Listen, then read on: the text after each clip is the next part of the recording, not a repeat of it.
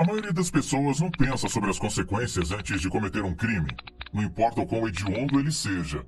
Mas a lei não se retrai quando chega a hora de punir aqueles que prejudicaram a sociedade e roubaram muitos de seus direitos, segurança, propriedade e até mesmo vidas.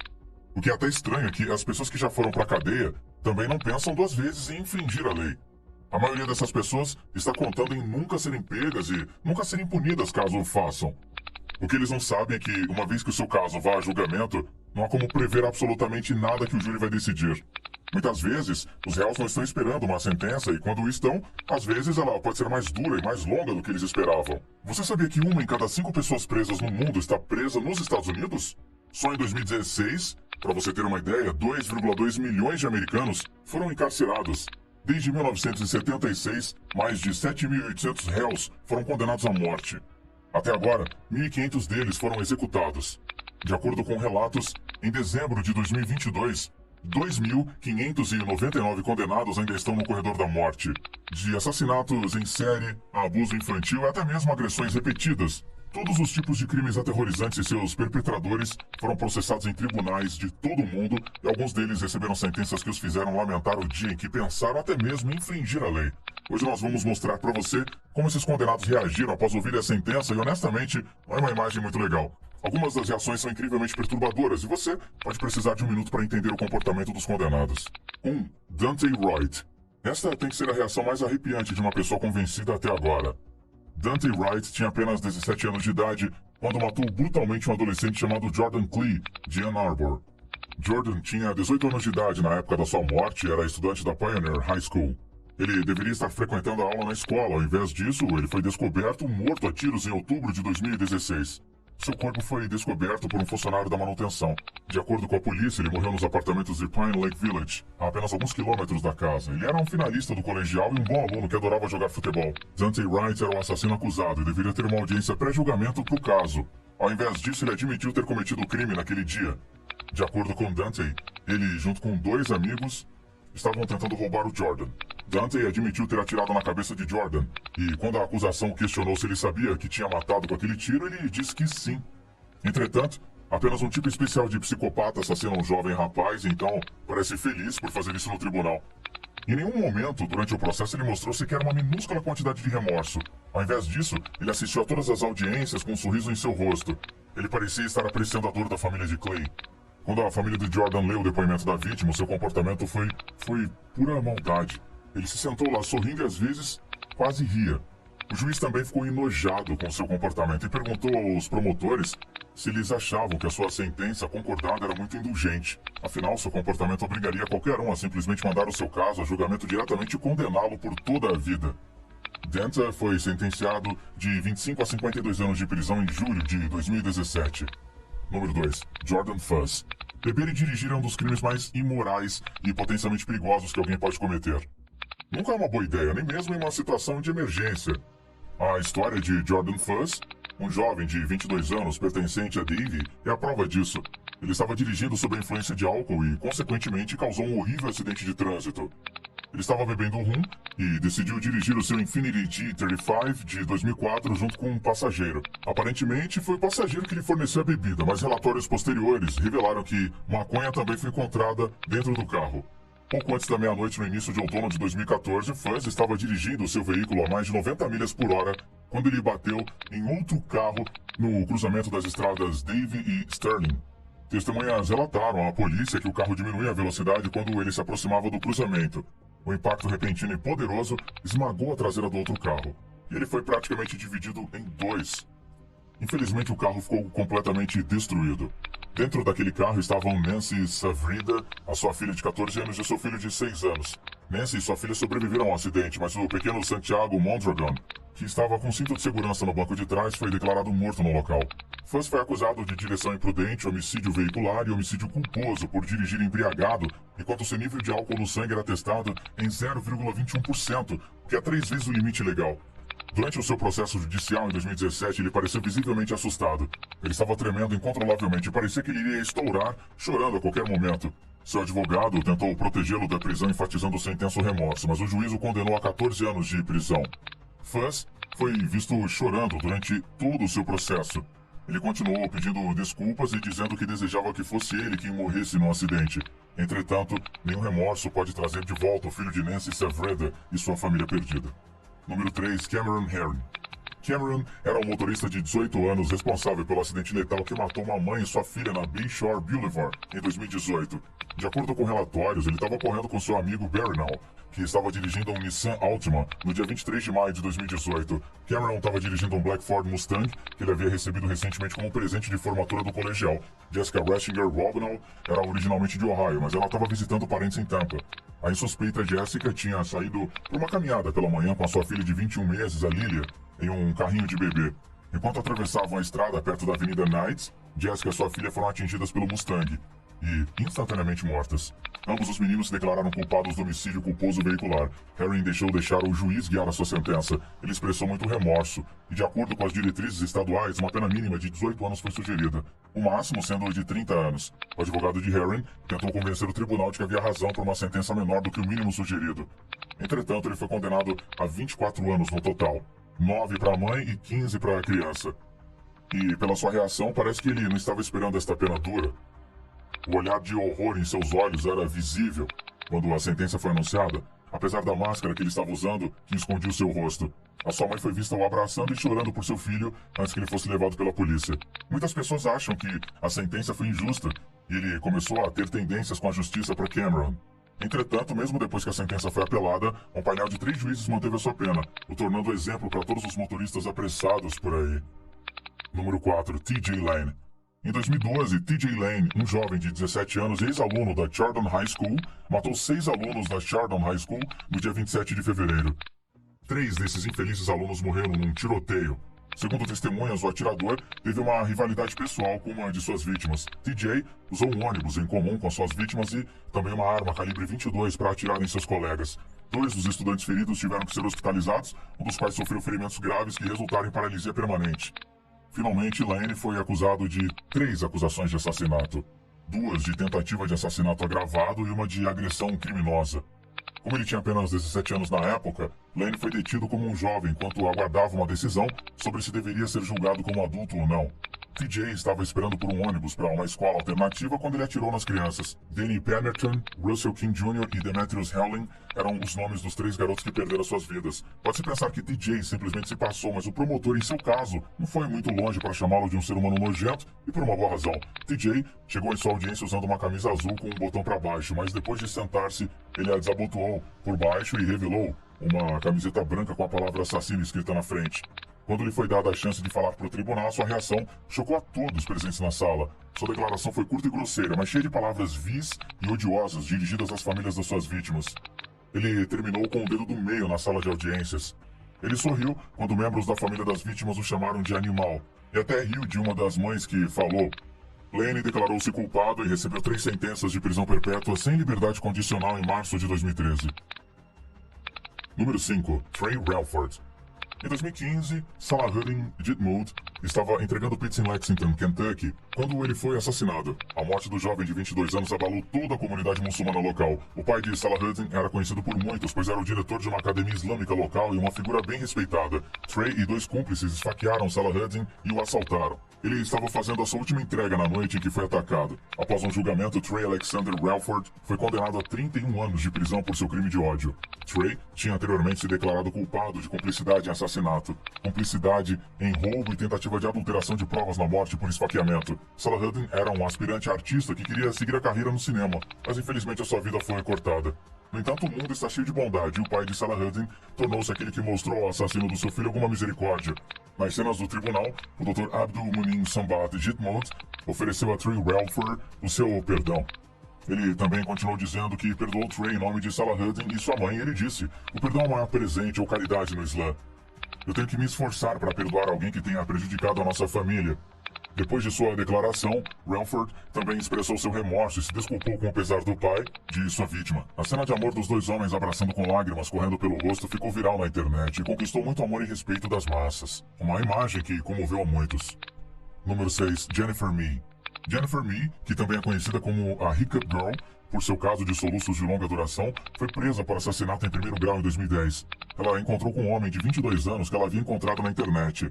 Ela o atraiu, esse homem insuspeito, para casa vazia, onde juntos os dois amigos roubaram e atiraram num cara. Eles só conseguiram ganhar $50 nesse assalto que tirou a vida de um homem. De acordo com a lei da Flórida, Jennifer foi considerada tão responsável quanto a pessoa que puxou o gatilho quando ela foi presa que o atraiu para dentro. Uma arma de calibre 38 foi usada para atirar na vítima, cujo nome era Shannon Griffin. Ele foi baleado 4 vezes, mas a polícia não sabia quem puxou o gatilho. Ele, juntamente com seus parceiros no crime, Lauren Rayford e Lemon Milton, foram presos poucas horas após o crime. O sargento Skinner, do Departamento de Polícia de São Petersburgo, declarou que Mi e seus cúmplices admitiram seu envolvimento nesse crime hediondo. Jennifer foi acusada de homicídio em primeiro grau e foi a júri considerada culpada. Seu caso ganhou muita atenção devido à sua fama anterior como Pickup Girl. Em 2007, aos 15 anos de idade, ela desenvolveu um caso de soluço incontrolável que ganhou sua fama internacional. Ela apareceu em programas de televisão, e os soluços pararam depois que ela foi tratada pelo Dr. Bob Land. A mãe de Mi ficou devastada com o veredito e não conseguiu entrar na sala de audiências. Jennifer se desfez em lágrimas quando o veredito foi lido. Ela não esperava que o júri a condenasse por assassinato em primeiro grau. Ela tinha suas esperanças de que eles iriam para uma acusação menos severa, como cúmplice de assassinato ou homicídio involuntário. Ela foi sentenciada à prisão perpétua sem liberdade condicional, então a sua reação não foi fora do comum. Número 7. Diana Lovejoy. O divórcio não é fácil para nenhum casal. Não importa quão amigável ele proceda, e foi exatamente isso que aconteceu no caso de Diana Lovejoy. Para ela, o divórcio valeu a pena tentar acabar com a vida de seu parceiro. Ela foi condenada por tentar assassinar o seu marido. Por profissão, Diana era instrutora e treinadora de fitness nos Estados Unidos. Ela estava decidida a acabar com a vida do seu então marido Greg Mulvihill e nem se importava com seu filho. Felizmente, o Greg sobreviveu à tentativa de acabar com a sua vida. Ela foi condenada a cumprir 23 anos de prisão e dizer que a sua reação a essa sentença foi bizarra seria um eufemismo. Assim que a sentença foi lida, Diana abaixou a cabeça sobre a mesa diante dela e no momento em que todos ouviram a palavra culpada, ela desmaiou. O juiz Von Kalinowski ordenou que a sala do tribunal fosse liberada para que Diana pudesse receber atenção médica. Logo após ela ter sido levada da sala de audiência em uma maca, um paramédico explicou aos repórteres que ela aparentemente tinha desmaiado do choque. Qualquer um desmaiaria ao ouvir um veredito de culpa que significava uma sentença de 25 anos à prisão perpétua. O seu instrutor de armas de fogo, Eldon McDave Jr., foi quem puxou o gatilho. Então, ele enfrentou uma sentença de 50 anos à prisão perpétua. Então, por que ela fez isso? De acordo com o membro do júri, Diana não queria dividir a custódia do seu filho, nem queria pagar ao marido $120 mil, que fazem parte do acordo do divórcio deles. Se ao menos ela soubesse que isso ia sair mal, quem sabe ela mudasse de ideia. Número 8. Franklin Williams. Franklin era uma das pessoas que simplesmente não sabia quando calar a boca e deixar os adultos conversarem. No entanto, o juiz de Cleveland, que presidiu seu julgamento, sabia como lidar com um criminoso como Franklin Williams. Ele apareceu no tribunal em 2018 para enfrentar acusações incluindo roubo agravado e sequestro. O juiz tentou o seu melhor para continuar com o processo sem problemas. Entretanto, Williams tinha outros planos. Ele simplesmente não parava de falar. O juiz o advertiu várias vezes, mas acabou ficando frustrado com o comportamento pretensioso de Williams. Ele não teve escolha a não ser tomar as medidas sem precedentes. O juiz ordenou aos seguranças que colocassem um adesivo na boca do Franklin para impedi-lo de interromper o tribunal. Williams, obviamente, não estava feliz com o método de silenciar, então ele começou a gritar como liberdade de expressão, fita adesiva e hashtag quando ele estava sendo escoltado para fora do tribunal. A reação de William foi recebida com tumulto da mídia e a ordem do juiz foi considerada desumana.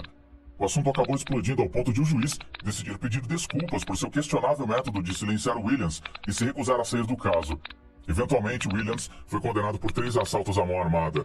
Em relação ao incidente da gravação do duto, ele declarou: "Eu não sou um animal, ao contrário do que as pessoas possam pensar. Eu sou um homem." Infelizmente para ele, o juiz gravou a sua boca com uma fita adesiva e condenou a tempo mais curto do que o próximo, pois agora ele está cumprindo a sua pena de 33 anos na prisão. Número 9. Antônio Barbel. Acredite ou não, mas Antônio tinha apenas 14 anos de idade quando foi condenado a uma pena mínima de 36 anos de prisão. Ele foi condenado pelo assassinato da sua bisavó de 78 anos de idade com um machado de guerra. Ele visitou o Barbara Olson com seu amigo chamado Nathan. Eles haviam planejado roubar dinheiro da casa, o que fizeram, mas depois bateram na pobre velhinha com um machado de guerra e um martelo. É insondável como jovens adolescentes podem cometer um crime tão horrível.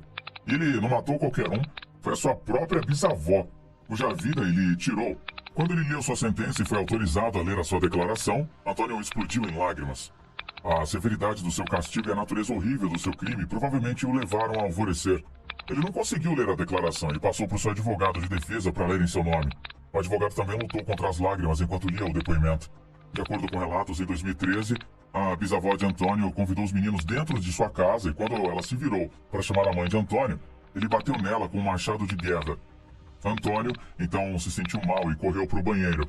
Atrás dele, Nathan bateu em Bárbara de novo e de novo até ela morrer. O juiz Timothy Van Akron declarou a sentença de 36 anos, que era o mínimo para esse crime terrível. Ele também disse que nunca havia visto nada próximo desse crime em seus 24 anos de trabalho. Antônio terá quase 50 anos de idade quando se tornar elegível para ser solto.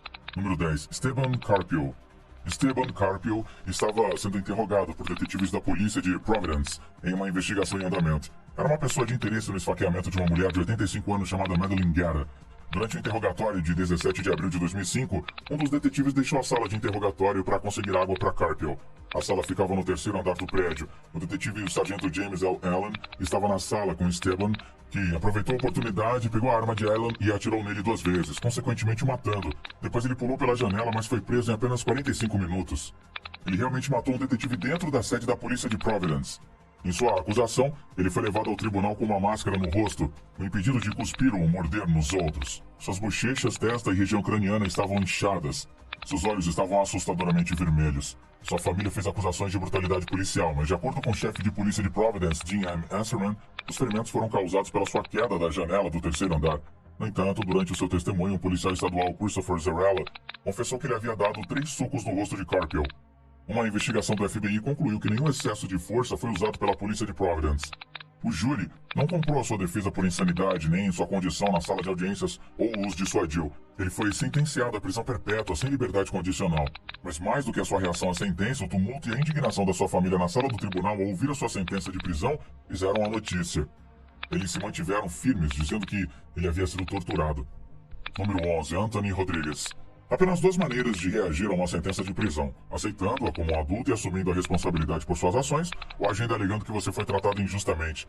A maioria das pessoas que enfrentam sentenças de longo prazo tendem a reagir da segunda maneira. Em 2012, Anthony Rodrigues agrediu sexualmente uma jovem mulher em Bakersfield, na Califórnia. Ele alegou no tribunal que era inocente e não fez nada de errado. As provas de DNA, entretanto, provaram seu envolvimento no crime e ele foi preso logo em seguida. 3 meses depois, o tribunal o considerou culpado. Ele foi condenado a 25 anos de prisão perpétua. Sua reação à sentença foi exatamente como qualquer um poderia esperar. Ele alegou que a sentença foi injusta, mas ele não parou por aí de fato. Ele começou a lançar palavras de maldição para o juiz e para os oficiais de justiça. Ele se levantou e começou a discutir, mas foi obrigado a se sentar. Rodrigues tinha uma história violenta, mas ele nunca havia cometido uma ofensa sexual anteriormente. Sua família ficou com o coração partido pela sentença, mas sua reação só manchou sua imagem na mídia. Ele e sua família realmente acreditavam que esta, sendo sua primeira ofensa sexual, merecia uma sentença mais indulgente. No entanto, a corte definitivamente não cedeu no assunto. Número 12. Tiffany Moss. Tiffany Nicole Moss foi a mulher que matou à fome sua filha de 10 anos de idade, Emani Gabrielle Moss, em Lawrenceville, Geórgia. Esse caso se tornou a base para reformas no sistema de bem-estar infantil da Geórgia. Devido à natureza severa, o crime de Tiffany ganhou muita atenção da mídia. Tiffany abusou de Emani por vários anos antes da sua morte. Ela acabou morrendo de fome em 28 de outubro de 2013. Na época de sua morte, ela pesava apenas 10 quilos, o peso de uma criança média. Em 2019, Tiffany foi condenada por assassinato por maldade, 2 acusações de homicídio culposo, 2 acusações de crueldade de primeiro grau contra crianças e ocultação da morte de outra. O tribunal condenou Tiffany à morte mais 20 anos. Este caso não tinha margem para leniência e Tiffany recebeu uma punição exemplar. Este foi um dos piores casos que fez com que todos os envolvidos no caso se sentissem doentes até o estômago. Tiffany está atualmente presa na prisão estadual de Arendelle, a única detenta no corredor da morte da Geórgia. Ela ficou sozinha à mesa enquanto o veredito era lido para ela, e não havia mesmo um advogado de defesa presente. Para alguém condenado à morte, Tiffany era bastante composta e não havia nenhum sinal de remorso. Ela apenas acenou com a cabeça e esperou calmamente o juiz. Número 13. Michael Madsen. Michael Madsen é um assassino em série pertencente a East Cleveland, Ohio. Ele é conhecido por ter cometido pelo menos 3 assassinatos. Todas as suas vítimas eram mulheres. Ele foi condenado por 3 acusações de assassinato agravado por motivos sexuais, 3 acusações de sequestro, agressão sexual, tentativa de agressão sexual, 3 acusações de abuso de um cadáver e de ter uma arma sob sua guarda. O julgamento começou em abril de 2016 e terminou com um veredito de culpa em 5 de maio de 2015. O júri passou menos de um dia deliberando e declarando culpado pelos assassinatos de Sherelda Terry, Shetisha Shilley e Angela Deskins. Em 20 de maio de 2016, o mesmo júri recomendou uma sentença de morte para ele. Não houve nem um pouco de remorso expresso por ele, e de fato, durante a sentença, ele foi visto sorrindo e olhando presunçosamente para o juiz. Seu comportamento fez com que Van Terry, o pai de Sherelda Terry, se atirasse em Madsen em um ataque de raiva e pesar. Os seguranças imediatamente tentaram detê-lo e o escoltaram para fora. Ele foi solto sem acusações. O juiz simpatizou com a dor que o pai da vítima sofreu e, francamente, todos entenderam como o sorriso no rosto de Madsen fez Terry sentir-se terrível. Número 14. Van Braff Watkins. Watkins é um assassino que se enredou no assassinato de Cherokee Adams em 1999. Cherokee era uma namorada do jogador da NFL Ray Caruth. Em 16 de novembro de 99, foi feita uma ligação para o 911 de Charlotte, Carolina do Norte, por volta de meio-dia e meio. A ligação foi de Cherokee Adams e ela relatou que tinha sido baleada. A jogadora de 24 anos estava grávida de 8 meses. Ela informou ao telefonista que tinha sido baleada no pescoço e nas costas enquanto dirigia, mas de alguma forma conseguiu puxar o seu carro para dentro de uma entrada. Após uma investigação, ela relatou que o seu bebê, Ray Caruth, estava no carro à sua frente e ela simplesmente acelerou quando alguém diminuiu a velocidade ao lado do carro e atirou nela. Os serviços de emergência chegaram até ela em cerca de 12 minutos apenas para descobrir que ela tinha sido baleada 4 vezes. A bebê dela foi entregue por cesariana 1 hora depois que ela foi baleada. Os médicos não deram um bom prognóstico para o pequeno bebê Chancellor Lee Adams, mas ele sobreviveu. Ela entrou em um coma depois e, cerca de 1 mês depois, Cherokee faleceu. Na Carolina do Norte, Ray Caruth foi um grande jogador e era quase uma realeza no mundo do futebol. Então, a sua namorada sendo morta a tiros causou uma agitação em todo o país. Caruth foi naturalmente o primeiro suspeito, de acordo com ele. Ele e Cherokee tinham um tipo de relacionamento sem compromisso. Ele declarou que não havia nada sério, mas os amigos de Cherokee disseram que ter filhos e ficar com Ray era sempre o plano dela. Isso significava que quando uma gravidez fosse descoberta, ela iria querer manter o bebê, mas fontes próximas a ela compartilharam que Ray a pressionava a abortar e que ela discordava. A acusação argumentou que Caruth tinha planejado assassinar Cherokee com a ajuda de Watkins e outro traficante de substâncias controladas chamado Michael Kennedy.